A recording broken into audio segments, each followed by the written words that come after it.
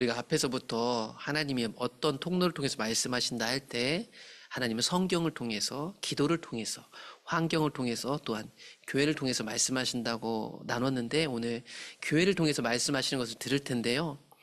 그런데 오늘은 이걸 좀 어떻게 보면 가볍게 다루겠지만, 저는 사실은 우리가 이런 말씀을 받아들이려면 교회가 무엇인지 처음부터 좀 다시 배울 필요가 있다고 생각합니다. 이거는 여러분들이 교회를 잘못 배웠다는 뜻이 아니고요.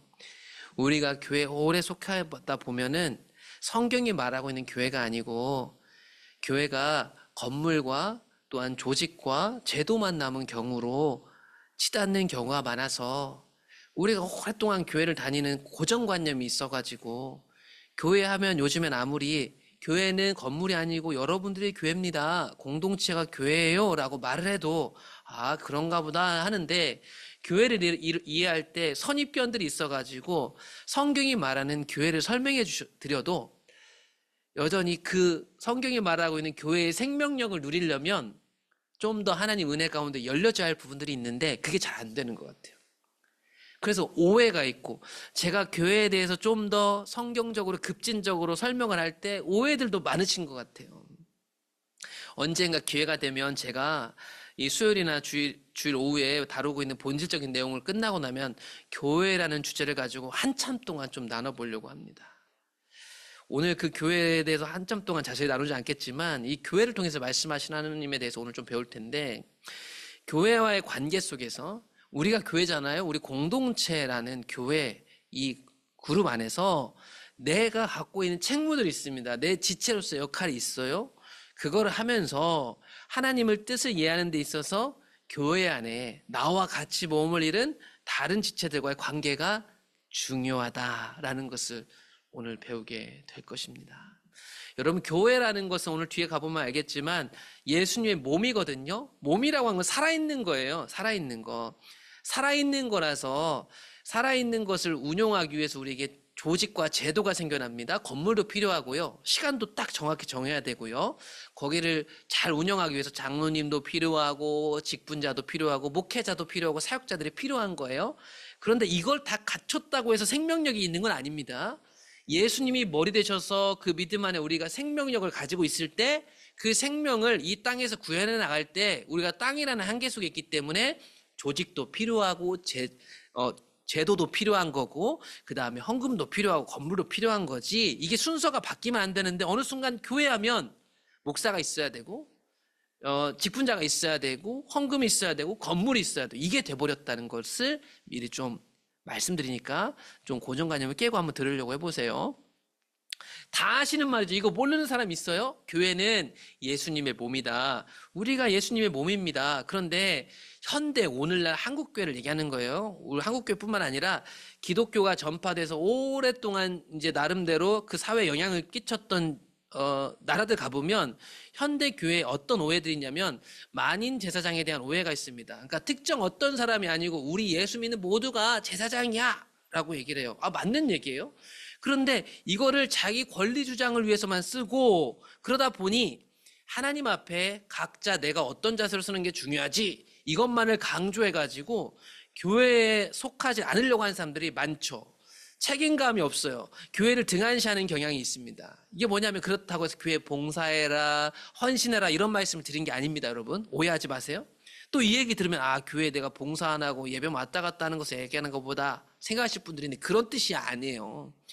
교회는 살아있는 생명체고 우리가 몸이라면 내가 어떤 역할을 해야 될 거 아니에요. 그 역할을 안 하는 것에 대해서 지금 말하고 있는 거예요. 그런데 하나님 앞에 서기 위해서는 예수 그리스도를 의지해야 되는데요. 그렇죠? 예수 그리스도를 믿음으로 의지해야 되는데, 그 예수님의 몸이 뭐예요? 교회예요. 교회. 그러니까 예수 그리스도를 믿음으로 하나님 앞에 서는 거예요. 그런데 그 예수님이 머리 되시고 몸으로서 하나님 앞에 서도록 하셨는데, 그 몸이 뭐예요? 교회라는 거예요. 교회. 살아있는 교회. 하나님은 살아있는 생명체인 교회를 그분의 구속의 대행자로 만드셨습니다. 조직과 제도를 말하는 게 아니에요. 조직과 제도를 말해서 목사나 어떤 사람이 딱 서류를 떼어주면 아, 당신은 천국 가요, 이런 걸 말하는 게 아니라고요. 하나님은 예수님이 몸인 교회를 통해서 이 땅에 하나님 나라를 이루시려고 세우신 거란 말입니다. 그래서 하나님은 성도 한 사람 한 사람이 교회라는 살아있는 몸을 통해서 하나님의 구속의 목적을 이루어 나가라고 몸으로 만드신 것이다. 그러니 내가 천국 백성으로 빚어져 가는 가운데 또한 세상에 천국 백성 공동체로 살아가는 데 있어서 여러분, 교회가 중요한데 교회는 다른 지체들과 함께 엮여져 있는 우리들이다. 성경이 너무 많이 나오잖아요. 너희는 그리스도의 몸이요 지체의 각 부분이다. 여기 너희는 뭐예요? 예수님 믿는 사람들. 고린도 지역에, 고린도라는 도시에 살고 있는 예수님을 주로 고백하는 여러분들은 이제부터 누구예요? 예수님의 몸인 거예요. 그런데 나 혼자 몸이 아니고 이 몸에 각각의 여러 신체 부위들이 있는데 너희들이 각 부분을 담당하고 하나로 모여져 있는 몸이다. 여러분, 이 사실을 성경을 통해서 많이 아는데 오늘날 어때요? 뒤에 가보면 우리 현실을 볼 텐데, 가정에 있는 내가 선택한 배우자한테도 내가 같이 그 사람하고 한 몸이란 걸 서약까지 했는데도 어때요? 한 몸을 이루는 게 어려워요. 누굴 책망하는 게 아니라 이 시대를 살아간 우리의 모습이 그렇다는 거죠. 그러다 보니 교회 와서도 이게 교회인데도 불구하고 머리로는 이해하는데 교회가 되려고 하지 않아요. 다시 한번 여기서 말씀드립니다. 봉사해라. 교회 일에 적극적으로 참여해라. 이런 아주 피상적인 말씀을 저는 드리는 게 아닙니다. 여러분들이 우리 세대인 교회라는 몸이 되었다면 여러분들이 지체이기 때문에 여러분들 어떤 부분을 감당하고, 저는 그걸 몰라요. 그걸 여러분들 찾아가야 되는 거죠. 제가 목회자로서 리더로서 저분이 이런 부분을 감당하면 좋겠다라는 나의 견해는 있겠지만 그런 저의 견해가 여러분이 지체로서 머리 대신 주님께로 받는 명령보다 더 정확할 수는 없어요. 제가 오래 보았기 때문에, 교회 생활을 했기 때문에 어떤 안목이나 리더로서 여러분들에게 좋은 길을 제시할 수는 있겠죠. 그게 때론 도움도 될 수 있어요. 그러나 결국 내가 이 몸에 어떤 지체인가를 아는 것은 여러분들의 몫이 되는 것입니다. 그래서 오늘 우리가 읽은 에베소 4장 15절에 보시면 에베소라는 도시 안에서 예수님 믿는 여러분, 공동체 여러분의 머리는 누구냐? 예수님입니다.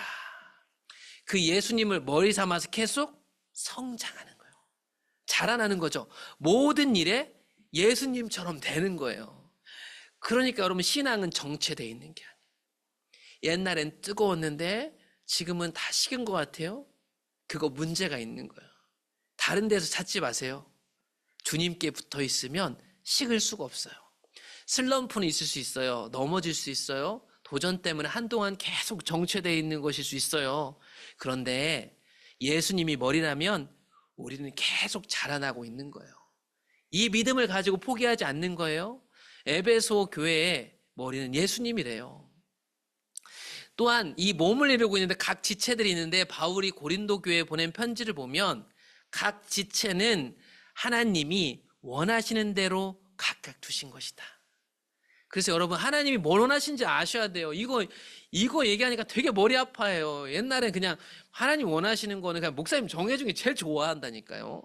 혹은 내가 하던 거 하는 걸 제일 좋아한다는 거예요.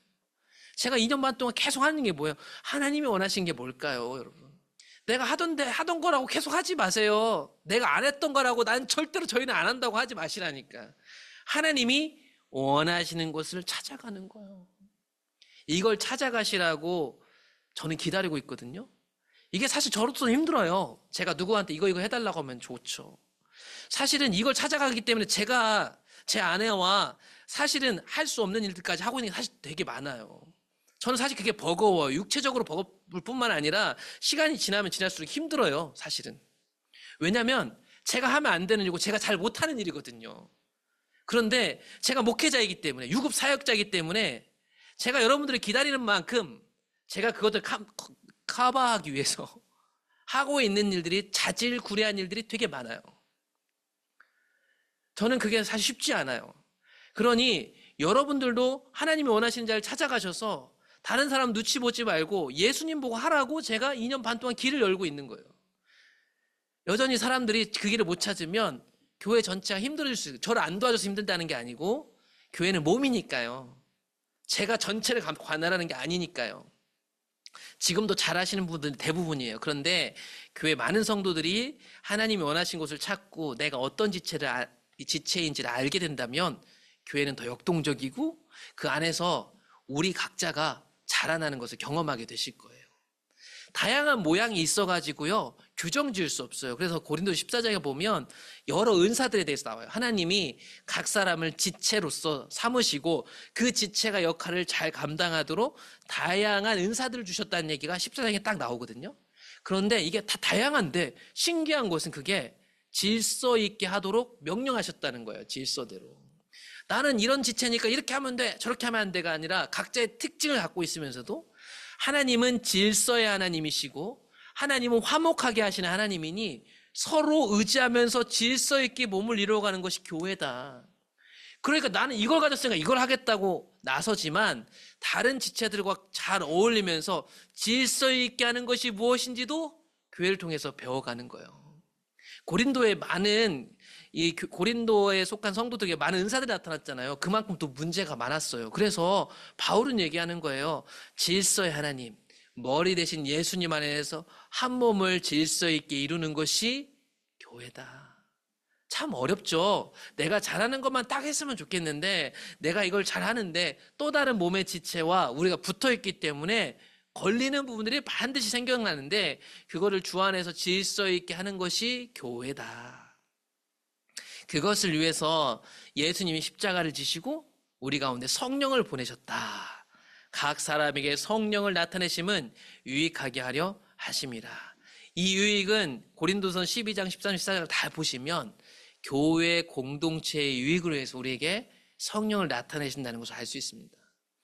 여러분들이 주님의 교회를 위해서, 주님의 몸을 위해서 하나님이 원하시는 내 자리를 찾아가서 다른 사람들과 서로 의지하면서 질서 있게 한 몸을 이룰 때 여러분들은 성령을 경험하게 되실 거라고 저는 생각합니다. 오늘날 사람들이 왜 성령을 경험하지 못할까요? 자기가 하고 싶은 것만 하면서 기도하면서 성령 주세요, 성령 주세요 하는 거죠. 하나님이 일하시는 곳, 하나님의 일을 관심을 갖고 내게 주신 자리 가운데 있을 때 자연적으로 거기에 성령이 임하시는 유익을 경험하게 될 것입니다. 모든 지체는 성령님에 의해서 하나님이 원하시는 곳에서 빛을 발하도록 능력을 받은 사람들입니다. 여러분, 이거는 각자 능력이 다르니까 어떤 사람의 능력치가 더 좋다 해서 부러워할 필요 없어요. 어떤 사람은 그 자리에 앉아있는 것 그 자체만으로도 그 사람에겐 최고의 능력을 발휘하는 것도 있을 수 있으니까요. 이게 너무 다양해요. 그렇죠? 너무 다양하니까 그 다양성 안에서 자기가 성령에 의해서 찾아가셔야 돼요. 그리고 그 자리를 지켜나갈 때 여러분들에게 임하시는 성령의 유익하심의 능력이 다른 지체들에게도 힘이 되고 능력이 되는 거예요. 이 몸은, 교회는 각 지체가 머리의 통치를 따라서 세워지도록 활동하는 곳입니다. 그래서 에베소 4장 13절 다시 보시면 우리가 다 하나님의 아들을 믿는 것과 아는 일에 하나가 되었다. 이거 교회 얘기네요. 그렇죠? 바울 선교팀도 그렇고 이 편지를 받는 에베소 교회에도 얘기하는 거예요. 우리는 다 하나가 돼서 온전한 사람이 되자. 온전한 사람, 그리스도에게까지 자라나자. 그리스도께서 우리에게 부여하신 분량이 있는데 그 분량대로 채워져 가자. 이렇게 얘기를 해요. 그러니까 몸은, 교회는 예수님의 통치를 따서 딱 하나가 되어가지고 계속 같이 자라나고 세워지도록 하나님이 허락하신 공동체입니다.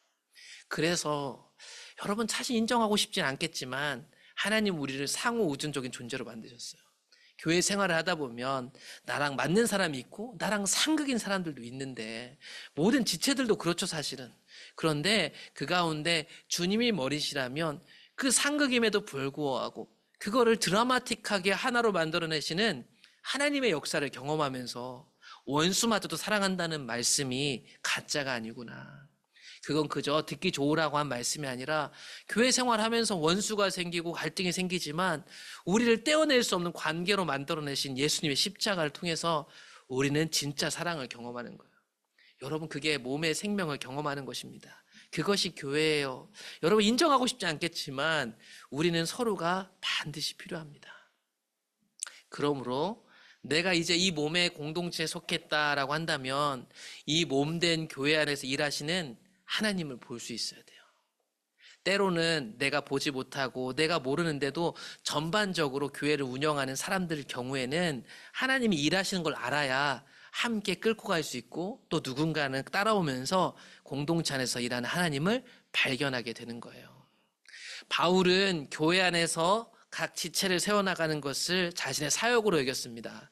우리가 예수를 전파하여 각 사람에게 권면하고 모든 지혜로 각 사람을 가르치는 것은 각 사람을 예수 안에서 완전한 자로 세우려 하는 것입니다. 예수님이 머리 되는 사람, 그래서 그 머리 될 때 교회 안에서 온전한 능력을 발휘할 수 있도록, 심지어 표현이 보세요. 완벽한 사람, 완전한 자, 그것을 세우기 위해서 교회를 하나님이 허락하셨더라. 그래서 바울은 편지를 보시면 이것은 바울 개인의 사역이 아니에요. 우리의 사역이죠. 가끔 착각하는 사람이 있어요. 이 사역을 목사님 사역이라고 생각해요. 목사님의 성공인의 비전이라고 생각해요. 아니에요. 이거 주님의 사역이고 우리의 사역이에요. 그러니까 바울은 얘기하죠. 우리를 위하여 기도하되 하나님이 전도할 문 우리에게 열어주사 그리스도의 비밀을 말하게 하시기를 구하라. 내가 이 일 때문에 매임을 당하였노라. 여러분, 교회 사역은 일부 어떤 사람들의 사역이 아닙니다. 우리 모두가 해야 될 일입니다. 그러니까 뭔가가 안 돼 있어요. 그러면 저 일을 담당했던 사람의 뭔 일이 생긴 거겠죠. 그걸 발견한 사람이 되게끔 하면 됩니다. 그런데 오늘날 교회는 어때요? 다 남의 일이에요. 저건 누가 하는 건데? 이건 누가 하는 건데? 보이지 않게 정해져 있어요. 혹여라도 손댔다가는 그걸 담당하는 사람이 화가 나기도 하고, 어떨 때는 그럴까봐 손 안 댔더니 한참 동안 방치되는 일이 태반입니다. 이건 정말 고통스러운 일이에요. 정말 속상한 일이죠. 이런 일들이 교회에 없었으면 전 좋겠어요. 그러면 이제 나는 어떤가? 우리는 어떤가? 우리 교회는 어떤가? 내가 속한 공동체는 어떤가? 몸과 지체 안에서 한번 살펴보면 좋겠어요. 교회는 가지각색이잖아요. 지체가 많으니까. 근데 하나래요. 이게 참 힘든 거예요. 차라리 다 똑같은 모양으로 갔으면 좋겠어요. 근데 다르다니까요. 여러분, 다른 사람의 다름을 인정해 주시나요? 그 다름 때문에 내가 싫어요. 나는 저거 진짜 싫어하는 스타일이거든. 저렇게 말하는 스타일도 싫고 저렇게 일하는 사람도 싫어요. 그런데 그거를 받아들이려고 기도하고 계신가요? 그걸 받아내기 위해서 어떤 수고를 하고 계시고 그 안에서 얼마만큼 눈물을 흘려보셨고 때로는 분노하는 나 때문에 속상해도 하고 원수같이 여겨지는 내 마음속에 그걸로 인해서 죄책감도 가져보고 그러면서 이 사실을 혹시 경험하고 계신가요? 이걸 경험하는 것이 교회입니다. 그러니까 때로는 어려울 수 있어요. 힘들 수 있지만 이런 과정을 통해서 우리는 몸이 되는 신비를 경험하는 거죠. 여러분, 교회는 이런 공동체가 되어야 하는데 어떤 공동체면 대체가 불가능한 공동체가 되어야 됩니다. 교회로 자라난다는 것은요, 다른 대안이 없는 공동체가 되기까지 자라나는 거라고 볼 수 있겠어요. 보통 우리는 오늘날 쌀이 없으면 빵을 사 먹을 수 있고요. 이 사람과 틀어지면 저 사람을 만나면 되죠. 이 재미가 시큰둥해지면 저 재미를 선택하고 있을 수 있고요. 이 교회가 마음에 안 들면 저 교회도 선택할 수 있습니다. 다만 오늘날 교회가 많이 병들었으니까 교회를 다닐 수 없는 상황들이 많이 발생하니까 이걸로 좀 오해하지 마세요. 예. 중요한 건 제가 오늘 여기 말씀을 통해서 하고 싶은 것은 사람들은 어떤 것에 문제가 생기면 다른 것을 선택할 수 있는 것이 많이 생겨난 시대를 살고 있는데요. 우리가 성경에서 보고 있는 초대교회는 다른 선택지가 없는 상황에서 교회로 존재했습니다. 그들은 목숨을 걸고 존재했고 지역 가운데 존재했고 건물과 어떤 공동체 이익관계가 아니었고 그저 교회가 될 수밖에 없는 사람들이었어요. 그들은 다른 선택이 없었어요. 오늘날처럼 다른 선택의 여지가 없었다니까요. 그래서 그들은 교회가 될 수 있었죠. 여러분, 몇십 년 전을 생각해 보세요. 지역 공동체 안에서 교회를 다니는 사람들은 사실은 말이죠, 동네 사람들이거든요. 여기서 교회에서 틀어져 버리면 오늘날처럼 다른 교회를 멀리 갈 수 있는 상황이 아닙니다. 그래서 그랬을까요? 과거 교회는 놀라운 일들이 많이 일어났었죠. 성령의 역사가 있었죠. 원수가 회복되기도 하고 몸된 공동체를 배울 수가 있었어요. 오늘날 우리는 많은 선택을 허락받았지만 그 선택 때문에 오히려 신앙에 대해서 더 진지해질 필요가 있는 시대에 살고 있는 거예요. 교회는 여러분 대안이 없는 공동체로 자라나는 것까지 자라는 건데 여러분 이 교회 아니면 안 된다. 이 건물 말하는 게 아니에요. 하나님이 주신 내 여기에서 시간이 얼마인지는 잘 모르겠지만 정해주신 시간 동안에 이거 아니면 안 된다는 자세로 자라날 수 있으면 얼마나 좋을까. 저 사람 나하고 안 맞는데 저 사람 아니면 안 돼 라는 마음으로 교회를 이끌어가는 것, 교회가 되는 것이 성경에 말하고 있는 교회거든요. 이것을 위해서 자발적으로 각자가 다른 사람한테 압박을 넣는 게 아니고 때로는 가난에 처할 수도 있고 때로는 자존심이 상해서 억울함에 이를 사람이 있을까? 오늘날 이런 사람이 단 몇 사람만 교회가 있어도 교회는 반드시 살아나게 되어 있어요. 세상에는 정말 많은 부유함과 선택의 자유가 가득해졌습니다. 교회도 그렇고 교회 봉사도 마찬가지죠. 내가 원하는 가서 봉사하고 안 하면 안 할 수도 있고 내가 하고 있는 거 절대 놓지도 않을 수 있죠. 이런 내 선택의 자유를 놔두고 주님을 머리 삼아서 마치 대안이 없는 것처럼 이 교회 저 사람 나하고 갈등이 있고 안 맞는 저 사람하고 아니고서는 다른 대안이 없는 공동체로 자라기까지 몸이 되는 게 교회의 신비 아닐까. 그러므로 고린도전서 12장에 가보시면 여러 지체이기 때문에 이런 일이 발생할 수 있다고 바울은 얘기해요. 손한테 이렇게 얘기한대. 야, 내가 너 쓸 데가 없다. 뭐 손이 뭐야. 내 눈이 있어야지. 또한 머리가 발부로 내가 너를 쓸 데가 없다 하지 못하리라. 다른 지체를 향해서 여러분 어떤 마음을 갖고 계세요? 교회를 힘들게 하는 어떤 성도가 나갔으면 속이 시원하겠다. 이런 마음 가져본 적 없으세요? 나하고 갈등이 있는 저 사람 어떻게 됐으면 좋겠다. 차라리 다른 교회 갔으면 좋겠다. 이런 생각 가진 적 없으시냐고. 오늘날 말은 안 하지만 그렇게 생각하고 신앙생활하는 사람이 되게 많은 게 이미 교회 안에 열매가 가득하죠. 그래서 서로를 경계해요. 서로를 미워해요. 그런 관계 속에서 무리를 자꾸 지으려고 해요. 이거는 어떤 특정 교회가 아니라니까요. 지금 한국교회 태반이에요, 태반. 그러므로 다른 지체를 향한 내 마음과 태도를 한번 살펴볼 필요가 있지 않을까.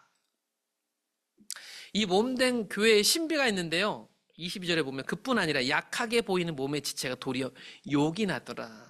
우리가 몸에 덜 귀히 여기는 그것들을 더욱 귀한 것들을 입혀주고 우리 아름답지 못한 지체는 더욱 아름다운 것을 얻게 되더라.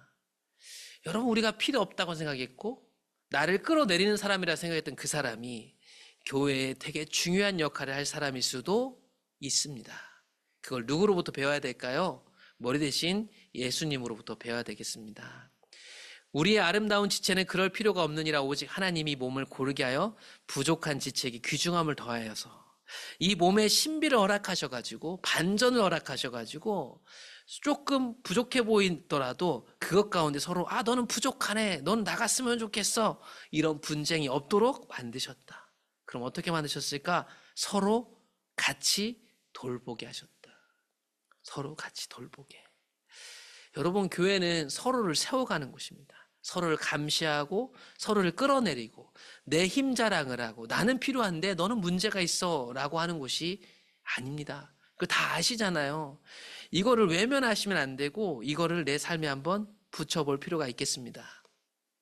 그러므로 여러분 머리이신 예수님께 들어야겠습니다.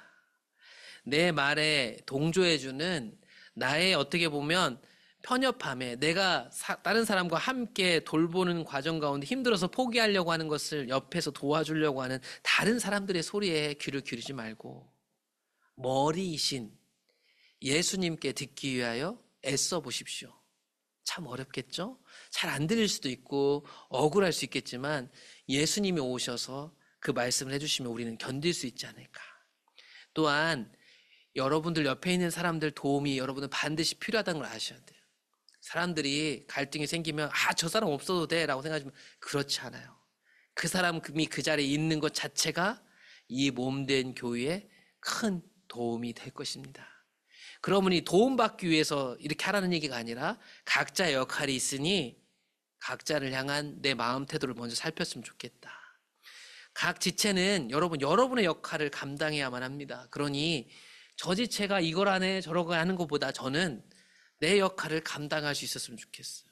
내 역할이 어떤 것인지를 찾아봤으면 좋겠어요. 그것이 우리가 해야 될 일이 아닐까. 저 사람이 저걸 안 해주니까 안 해야지. 제가 예전에 이렇게 회심하고 이 군산 지역에서 연합 청년회 활동을 했었던 적이 있어요. 저는 이제 그때 대학을 졸업하고 군산이 고향이니까 와서 고향이니까 와서 다시 모교에서 활동을 하면서 교단에 있는 어떤 청년들 활동을 하게 되면서 거기서 일을 하기 시작했어요. 신학교를 준비하면서 대학원 갈 준비를 하면서 그 청년 연합 청년을 담당하는 목사님이 이제 교단에 가서 예산을 받아다 주겠다고 했어요. 그 예산을 받아주기로 하고 그 담당 목사님 모셨는데 과자를 한 보따리 사오시면서 저한테 얘기하시는 거예요. 예산을 받으려고 했는데 그동안 활동이 없었기 때문에 예산을 못 주겠다더라. 그래서 교회들 청년들은 꽤 모였는데 돈이 없는 거죠. 근데 저는 그게요, 그 당시 하나도 힘들지 않았어요. 거기서 그 교회에서 그 교단에서 그런 결정을 했으면 이제 나는 내 역할을 감당해야 됐어요. 그래서 이 청년들하고 임원들하고 활동을 할 때 그냥 믿음으로 활동했는데요. 뭐 부활절에 계란을 나눠주고 싶어요 하면 계란이 막 후원이 들어가고 1,000개를 막 음파해서 나눠주고 그렇게 1년 하고 나니까요. 그 다음에 100만 원 예산이 생기고 그 다음에 200만 원 예산이 생기고 무슨 말씀을 드리고 싶냐면 다른 사람의 역할까지 내가 감시할 필요 없어요. 자기 역할을 감당하면 돼요. 내 역할을 감당하다 안 되면 어쩔 수 없죠. 각 지체는 머리 대신 주님을 따라서 자신의 역할을 심실하게 감당한다면 그 사람은 그곳에서 생명을 경험하게 되는 거예요. 자신의 역할을 넘어서려고 하는 것도 혹은 자신의 역할에 무관심한 것도 똑같은 문제니까. 어떤 사람은 내가 이래서 교회 일 안 해. 그런 말씀 하지 마세요. 그거는 무관심한 것도 내 역할을 넘어서는 거하고 똑같은 문제니까요. 그러므로 각 지체는 교회 안에서 자신의 자리를 잘 찾아가 보세요. 내 역할이 너무 과도하지 않은가라고 하면 축소해 보세요. 줄여가 보세요. 어떤 부분은 그분과 내 몸 무관심하지 않았나? 하나님이 나에게 여기에 관심을 주는데 한다면 한번 용기를 내서 시작해 보세요. 사람들이 얘기할지 몰라요. 당신이 언제부터 교회를 했다고. 그런 눈초리와 모습이 있더라도 감당할 수 있어요. 예수님이 머리이시기 때문입니다. 그리고 결국 시간이 지나면 그 공동체에서 몸의 생명력을 경험하실 거예요. 오늘 말씀을 정리합니다. 교회는 여러분 살아있는 몸입니다. 예수님의 살아있는 몸입니다. 우리는 살아있는 공동체예요. 예수님이 우리 교회의 머리로 존재하고 계십니다. 그 머리로부터 공급받으셔서 자라나셔야 됩니다. 그 머리로부터 들으심으로 통치를 받으심으로 하나님이 기뻐하시는 대로 모든 지체를 몸에 두셨으니 내가 어떤 지체인가를 잘 알고 그 안에서 예수님을 잘 따라간다면 서로를 통해 가지고 몸의 비밀, 생명력을 경험하게 되실 거예요. 하나님은 우리가 상호 의존하도록 창조하셨습니다. 우리는 서로를 필요로 해요. 저는 가끔 자주 설교할 때 그 얘기를 하는데 창세기 2장에 보시면 하나님이 사람을 어떻게 지었냐면 아담이 사람이라는 뜻이거든요. 아담을 짓고 아담에게서 여자를 만들어내셔서 그때부터 남자 여자가 됐죠. 이 남자 여자가 다시 한 몸을 이루어서 그 다음부터 만드는 사람들은 이 둘이 한 몸이 돼서 다시 새로운 생명을 주시는 그런 방식을 채택하셨어요. 그래서 꼭대기로 올라가 보면 원래 사람은 다 하나였던 거예요. 원래. 그래서 신약 성경에 보면 바울이 교회를 몸이라고 얘기하는 건 얼토당토하는 그냥 비유가 아니고 창세기 1, 2, 3장을 보면 그 말씀대로 우리는 원래 하나였던 거예요. 이런 말도 안 되는 기적을 이뤄내는 공동체가 교회라는 거죠. 우리가 다 다르고 성격도 다르고 혈통도 다르고 성씨도 다른데 하나라는 성경의 가르침을 이뤄내는 사람들. 그래서 원래 하나였기 때문에 우리는 서로가 필요한 거예요. 이렇게 하나된 몸을 떠나서는 나와 몸의 관계에 대한 하나님의 뜻을 온전히 알 수 없어요. 나 홀로 신앙이라는 건 없다니까요. 내가 신앙 안에서 혼자 나름대로 하나님을 잘 따라갈 수 있어요. 근데 그것은 반드시 그게 어떤 몸일지 모르겠지만 몸과의 관계 속에서 자라나게 되어 있습니다. 여러분 가정에서, 일터에서, 또한 이 제도 교회 안에서도 마찬가지인 거죠. 모든 지체는 다른 지체가 무슨 말을 하는지 들으려고 하는 자세도 필요하겠습니다. 서로가 다르니까 다른 지체의 말도 들으면서 함께 지어져 가는 거죠. 그러므로 나는 교회와의 관계 속에서 내게 주신 직무를 다하면서 하나님의 뜻을 이해하는 데 있어 교회의 다른 지체들을 의존해야 합니다. 우리 교회 안에서 이런 믿음을 가지고 여러분 새롭게 여러분들의 길도 찾아가시고 기존에 잘해오셨던 성도님들도 이 믿음을 가지고 교회를 더 견고하게 세워갈 수 있었으면 좋겠고, 새롭게 되어진 지체들, 새롭게 자신의 길을 발견하는 지체들이 교회 안에 들어와서 자신의 자리를 잘 찾아갈 수 있도록 문을 열어주는 사람들이 생겼으면 좋겠어요. 그건 무작정 일을 내려놔라 이런 뜻이 아니고, 사람들이 일할 수 있도록 자기의 자리를 찾아갈 수 있도록 서로가 서로를 돕는 하나님의 교회로서 세워진다면, 그 교회를 통해서 말씀하시는 하나님의 목소리를 들으실 수 있을 것입니다.